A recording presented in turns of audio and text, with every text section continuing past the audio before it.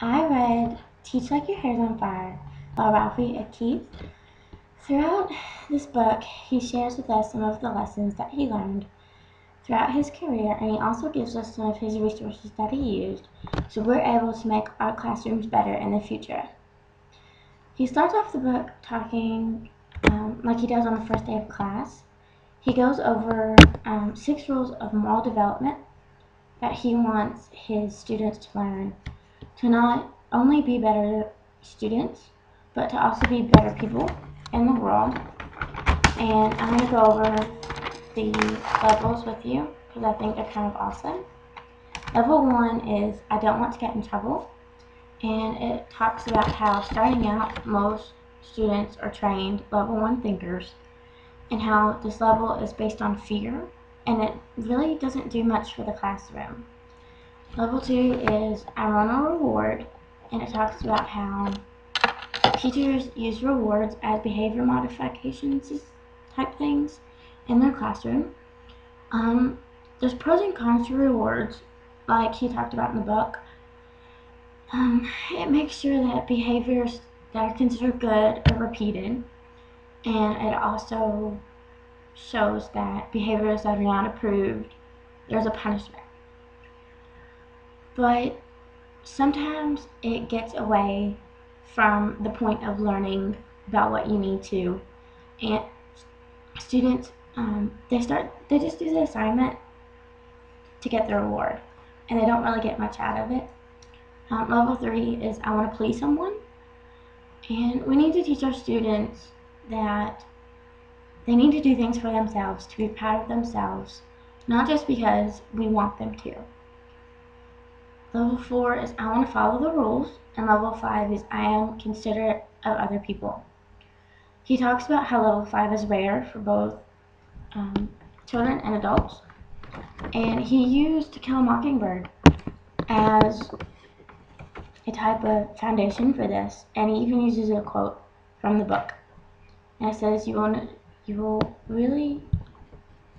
never really understand a person until you consider things from his point of view, until you climb into his skin and walk around him. We need to put ourselves into other people's positions so we can better understand how they act the way they do and stuff like that. And the last level is I have a personal code of behavior and I follow it. It's also named the Atticus Finch level, and Atticus Finch is the character in The Mockingbird that he used in his class.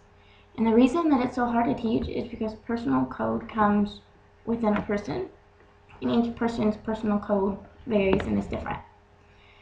And as I read the book, I was kind of astonished at how much time he puts into his class. And he talks about how there's always usually an after-school thing in his classroom every single day for like 2 to 3 hours at a time. And he shared with us some of the things that he uses to help his students be better writers. There's the essay of the week, which is assigned every Friday, and the subjects vary from what would you do if you're invisible for 24 hours, or it's a discussion on the book that they read in class that week. And it's due on Monday, and what he does is that he laminates some of them and he hands them out, and the whole class pretty much corrects the essay. Like, he takes the student's name off of it, so it's not a big deal, and they go and they learn about the grammatical errors that the student did, and it helps them become a better writer. And he also does the monthly book report, which I was really excited about because I love reading, and students get to select their own book, which I thought was a great idea because it lets the students be comfortable. They get to pick the book that they think that they can read, because it's useless to assign a book that the student won't understand and they can't feel comfortable reading. And by picking their own book, they get to pick a book that looks interesting to them, and it helps feed their desire to read more. And it also teaches time management because he gives the assignment and then he doesn't say anything else. So it's up to the student to be like, hey, I need to read this book within like a little while, and I need to have enough time to answer these questions and to write a decent report. And he also has games in math. Like, I want to be a middle school math and language arts teacher. So the math portion of this book really helped me because it showed me games that made math less intimidating for my students. And one of those was Buzz. And Buzz sounded like it was so much fun. And all the students stand up and he gives them a number, such as 3, and they go around the room and they have to go to 100. So it'll be like 1, 2, and then Buzz, because 3 is the buzzword, and then 4, 5, 6, 7, and so on and so forth. And when the student gets it wrong, he simply sits down. I kind of understand this because it doesn't hurt the students' feelings being like, hey, you're wrong. And it's just a quiet, hey, I got it wrong, I need to sit down, and he gets to watch the rest of the activity. And the reason why I like this game so much is that he explained that it could be used for higher level math too. Like, I could say the buzz is the multiples of 4, or